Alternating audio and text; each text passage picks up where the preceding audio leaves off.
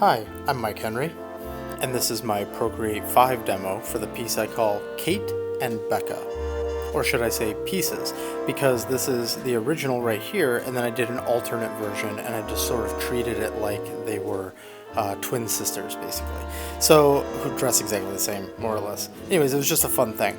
This all started with somebody that I saw on the train here in Barcelona, and I liked the fact that they were mixing all of these different things. She had this plaid scarf and a different type of plaid bag, and then she had a camo jacket and this short hair, and I just thought it was kind of cool. I then changed some things and basically came up with the character design that you see here. Here I'm doing something that you have seen me do on things like the Zelda redesign that I did, where I have the base body type drawn and then I'm using different colored pencils to layer on all the different accessories and clothing and all of that. I do that because it's really easy for me to then keep things kind of separate. I remember more easily what's on different layers if I need to adjust things. Like for instance, this is kind of unrelated, but you just saw me shrink the head. I was drawing her with a very large head, which seems to be something that I've fallen into a lot in the past. If you've watched all of these videos, you'll know that I did that with like the mall chic, and then I had to shrink the head and a couple of others. So that was something I recognized here. I shrunk the head and did a tighter line now. Now this line isn't supposed to be like a with like really crazy line weight variation. It's really just let's get it really clean, and then I can just start doing the flats. So it's about clarity, not about line quality or something along those lines. Here we're trying to get some of those details into the bag, just so that when I get to the paint part, I'll know what's happening. Although that could be clearer, but I sort of clear it up when I get to the paint side. Here I made her coat a little bit longer, and then right there you saw her shifting around. That was me just adjusting her posture to make sure that was right. And then here we have some implication of like the train window. Since I originally saw the person who inspired this on the train, I thought that that would be cool, but then it ended up being something that just like I fell out of love with as the piece was going on. So you'll see that eventually go away, and there'll be these long vertical just square shapes instead. So now we're flatting. And this is going to be the usual process that you see me do. You can see right here I'm cutting out the hairline, because in this one the layer order is like her face skin, then her hair, and then her neck. A comment that I get quite often is about me not using the fill. When you watch these, you see that I'm painting everything in instead of dragging the color down and filling the space. This is actually something that I addressed a long time ago when I did my Goliath piece, Goliath from Gargoyles. If you go back through, you'll find that one. At the time, the main reason I didn't use it was because I didn't like the way Procreate was handling the anti-aliasing. I don't know if they changed something or if I just over time found a workaround, or I honestly don't know exactly what happened, but basically I hit a point where I started using it a lot more, but that's only when I'm using solid fills for things. So when you see me doing this and you see me hand painting all of this in instead of doing a fill, that's on purpose. That's not because I don't know about the fill or because I don't like the fill. It's because of two reasons. One is the anti-aliasing is a problem when you're dealing with something really messy like this. It can get just really weird. And then the second thing is the reason I'm using the turpentine brush is because I like all of the little accidents and the errors that end up popping up. And by errors, I just mean it's not solidly filled, or like an edge gets a little rough, and then I sort of have to come to terms with that and move on and embrace that kind of roughness. And I want to make sure that that happens, even if it comes at the expense occasionally of having one color show through another color. That's really what I'm going for. And if I don't hand paint that in, I'm not going to get that. If I do a drag and fill, then it's completely solid. So that's the whole reason why I don't use the automatic fill when I'm doing something like this. However, if you go through and you look at things like my A Village Corrupted series, or any of the characters that I do where it's more of like I hate to use the term, but almost more of like a toon shade, or like a cleaner, just flatted, I don't know. I don't really know what term to use, but anything that you see where I'm using like solid fills and more of a smooth look, and I'm not going for as much of a natural medium-esque kind of thing, that's where you'll see me use the fill all the time. In fact, I go in with the circular hard brush and I deliberately paint in the outer edges and then fill the center, and then sometimes still have to go in and fix some of the errors because, again, it's not a perfect tool, but that's where you'll see me using that a lot more. Now I'm going to let the video roll for the rest of the flats because this is straightforward. We're going to come in when we get to the ambient occlusion pass.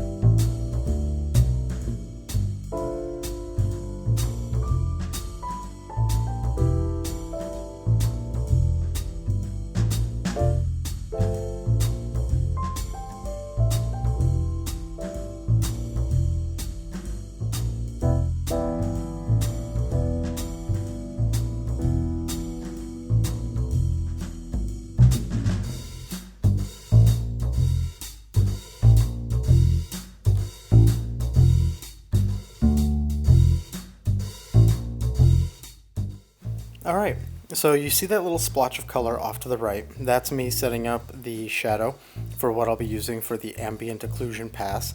I've mentioned this before, but there's a white background, and so I can put that splotch set to multiply layer on white, and that color will stay true. So I can always just color pick that. If the color of the background was something different, that would be a bigger problem. I actually mentioned that in previous videos, either the last one or the one before that. I'm sorry, I can't remember, but you can go back and find those, and I talk about multiply layers a lot more.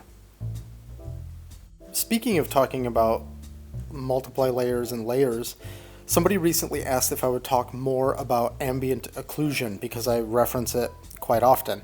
You'll also notice though that I quite often reference that I wouldn't always call what I do an ambient occlusion pass. I would argue that I'm not confident enough to say that I'm always adhering to the right rules when I'm doing that.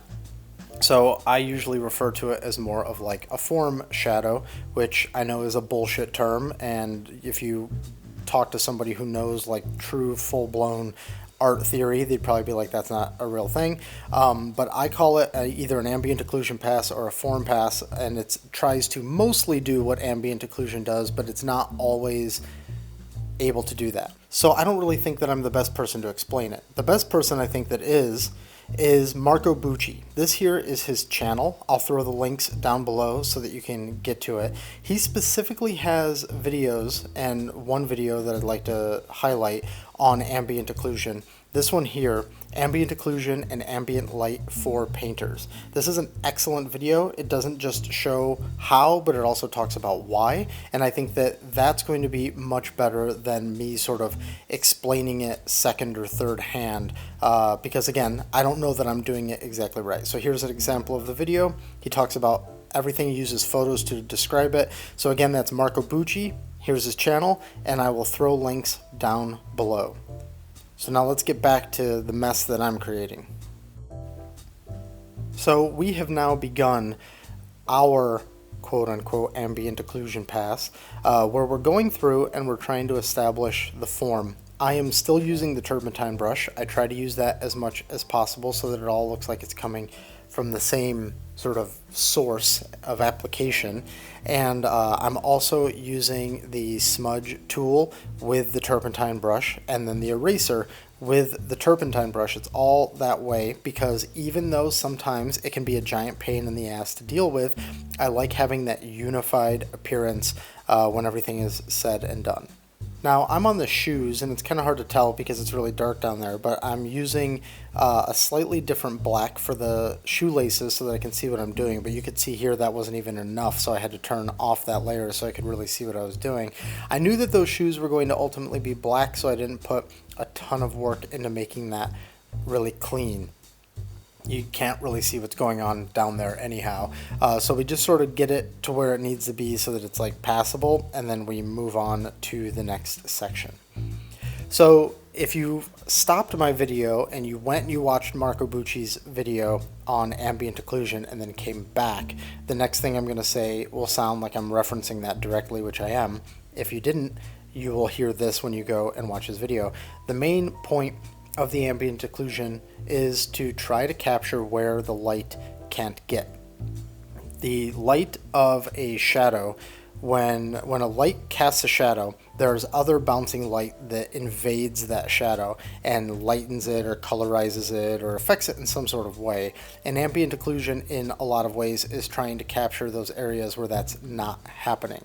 That's also why I usually reference that I'm not doing a true ambient occlusion pass, because there are areas where theoretically you could say light would be reaching that area, and I'm using it more just to get definition of the form. So as I'm going through, that's what I'm doing. It's almost like the same reason you use lines. You're using lines to try and capture a very similar aspect.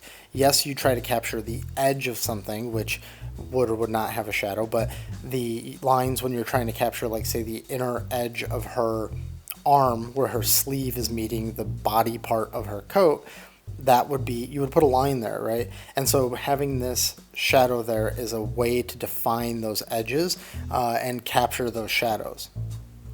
Now, as I said at the beginning, the inspiration for this piece, she was mixing lots of patterns.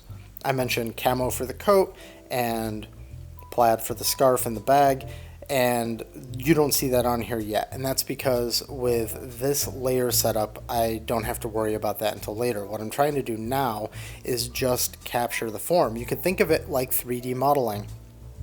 When you're trying to model the topology of the coat or the scarf or the bag, you're just worried about the tangible form of it, not what is on the surface, printed on the surface. That would theoretically come later when you do the texture work on a 3D model.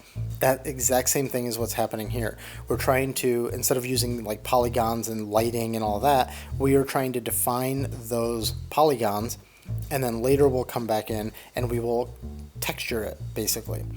Since all of these layers are sitting on top, all of these modification layers like multiplies and lighting layers, shadow layers, all that kind of stuff, we can come back in later and we can add in the camo and the plaid and all of that. We can add in lots of things. You guys have seen me do this many times in the past, and the same thing is true when we're dealing with like the face. You can come back in later after you've painted the definition of the lips and the nose and the eyes and all that, and you can add in things like makeup or blush showing through, or just the color, the natural color change from like skin to lips and things like that. Like face skin to lips. I mean, it's all skin, I guess, but so that's what we're going to also do with the scarf, the bag, and the coat. So you saw we just wrapped up the AO pass on the face. Now we're on to the scarf. And if I remember correctly, that's like the topmost layer. So we will then start moving into color variations, which is going to include the textures and facial like blush and flush, things like that.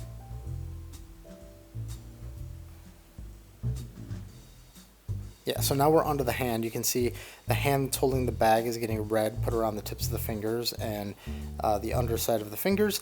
I paint this in more pronounced than it usually is in real life. You'll see this as a common trick for making characters feel more alive, because you're emphasizing these natural variations, and so I just go overboard because I like the way it looks. So now we're doing the camo. I wanted to go with this really complex, lighter camo, and so it's just splotch, splotch, splotch, and then next color, splotch, splotch, splotch. That's hard to say 3 times fast. I don't know why I'm doing that. And just going across the whole thing, we've got some like brown tans and then also some greens.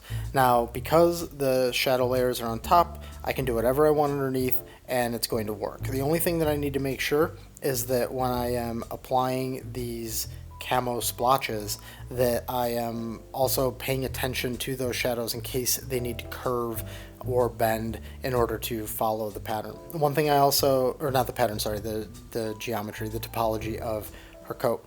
One thing though that you'll notice I did do is I wanted to honor this seam that's sort of coming down from the center of the coat down to the bottom, and that's where the pocket is. So I do have the camo like stop there, and then a new pattern is on the other end of it. I tried to do that wherever there's a seam. I hope I didn't miss anything, but I tried to do that as much as possible. So again, now we're just going through, and these are just separate layers that are on top of the coat. So what I've done here is I've gone back into my flats, and these are inserted on top of the coat in amongst the flats, because this is essentially the local color, this is the texture before lighting gets applied on top of everything.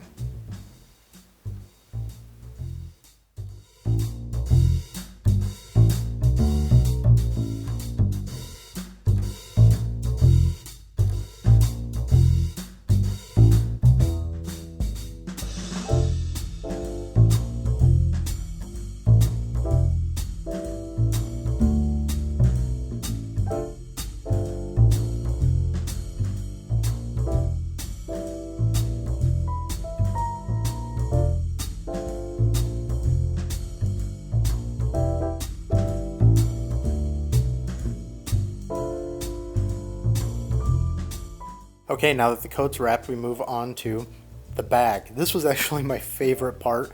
Doing this plaid was really fun. I just like kind of trying to solve these patterns.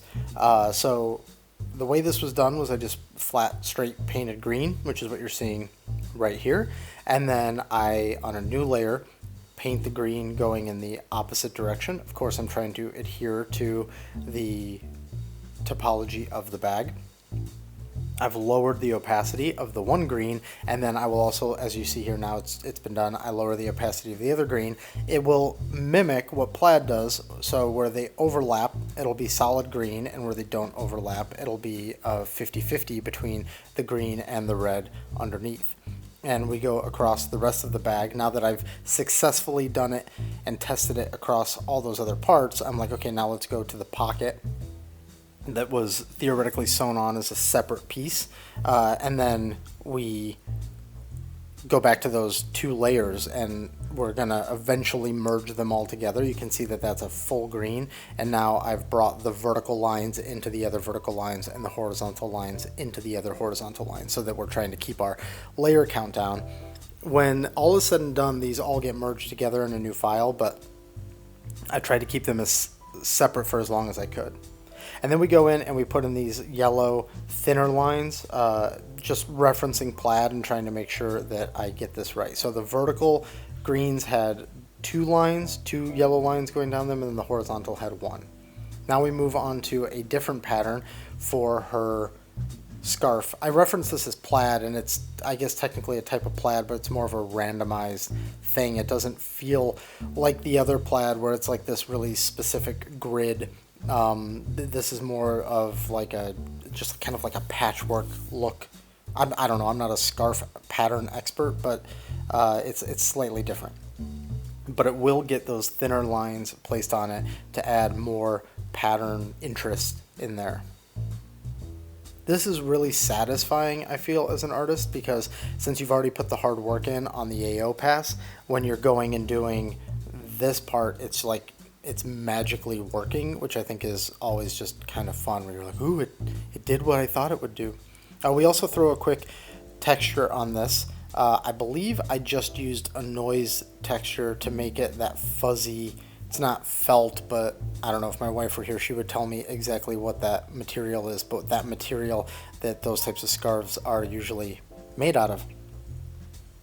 We'll throw that on at the end. I believe it's set to a multiply, and then has its opacity reduced, so it's just the black dots of the noise are affecting the color, and then lowered in opacity, so they're like, I don't know, 50% darkening just where the black dots are. And since it's a multiply, the white will fall away. That's what that was right there. It just flipped on super fast.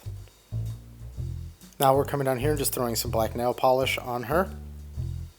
And we've moved into the direct shadow, the direct light shadow part of this. So the light is coming from the top right, a little bit in front of the character, so between us and the character. So we've got her casting onto her bag, and then we will just kind of go through here and solve all of those casts. This is done with the same shadow color as the ambient occlusion. It's on a new layer though, set to multiply, and we're just, gonna go through and try to simulate lighting. That's the hard work part of it, trying to guess, educatedly guess where things go. I didn't use reference for this. I don't have like an actual lighting reference. I didn't photograph anybody, and I didn't look anything up. So instead what we do is we just use our knowledge that we've built up around the way light hits and the way shadows cast, and we try to replicate it as best as possible. And that's the phase that you see here. So I'm going to let this play out for a bit, and then I'll come back in after a good portion of these shadows have been laid down.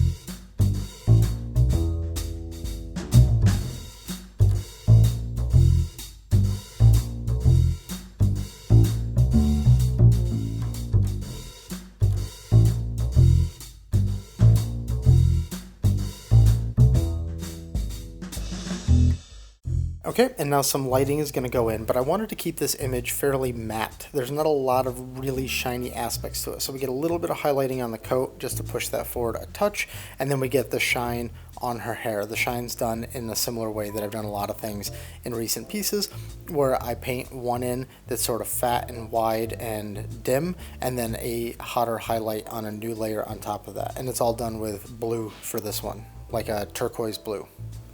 Around this time is when I start getting irritated by her left hand and the way that it's posed. It's not that it's posed in a completely unnatural way. I've mimicked this hand pose before, and it is potentially a hand pose somebody might have, but it just felt a little bit weird, so we start addressing it. At the same time, there are some light bounces happening around. I'm just sort of darting across the piece saying like, yeah, that would bounce, and then after doing all of that work, I realized I have to repaint this hand, so we have to address all of that. So this I just do by doing a straight paint over because it's ultimately easier than going through and re-engineering the whole thing. But between you and me, I'm still not totally happy with the way this came out. But anyways, there's me flicking it on and off. That was kind of funny to see if I liked the change or not. And I don't really like the change, but I didn't really like the other one either, so we just move on. It's like that old SNL thing. We don't go on because we're ready. We go on because it's 11:30 or whatever. I'm completely butchering that quote. Same thing with the art. It's not done because I'm completely happy with it. It's done because there's other stuff to do.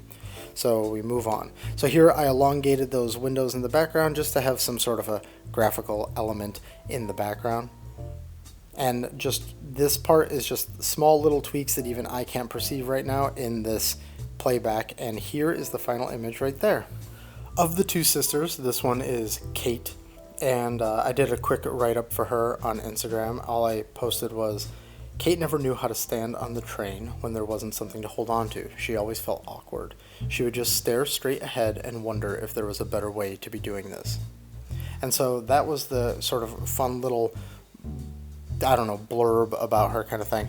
And then I thought, since this is set up this way, it'd be really fun to do like an alternate version with like just a different take using the same core layers. And so I thought, okay, let's do that and just make it like her twin sister. So let's move on to Becca. So here's Becca. And how do we make her? Well, we start by just taking the file that we already have and we start turning stuff off. The first things that are going to go are all those patterns. So we start killing the camo, make it black, kill the plaid on the scarf, make it dark gray, kill the pattern on the bag, and make it black because we're going for this like 80s goth vibe. I have to adjust my paint over in the bottom. You can see there on the hand because I couldn't just shift those colors. I also changed her hair and her makeup style to be a little bit more on point. And then I wanted her background to just be different. So in order to match this black vibe that we've got going on, I thought that like red would be cool. Let's change the background to black with a white paint over so that we can get this kind of messier look and just bring that very simplistic background a little bit more in line with the changes that we've made to the character. And I think it was just kind of like a fun little alternate version to do. And then after naming her and saying that she was a twin sister, I was like, well, okay, so she needs a little bit of a blurb as well to go along with Kate. Kate's sister, Becca, had lived in the city for a year longer than Kate. She got a job at a local punk rock club where once a year she hosts a 3-day Cure-themed weekend called 3 Imaginary Nights. Kate used to think that Becca was edgy and cool, but that opinion has softened over the years.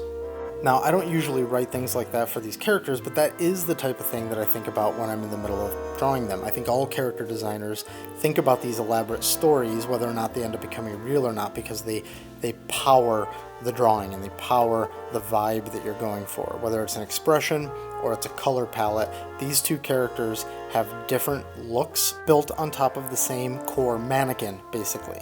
And I think it's really fun to sort of see these are the types of options that you actually play with as a character designer when you're trying to fulfill the needs of a project. You get some basic things laid down and then you start playing with those ingredients.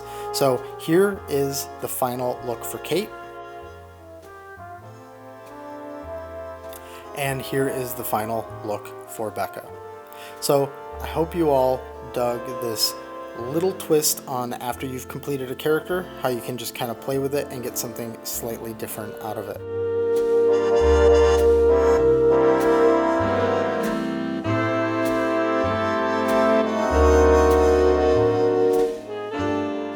So thanks for watching. If you enjoyed this video, please consider liking and subscribing, and I'll see you on the next one. And if you're looking for me on the internet, these are the places where you can find me.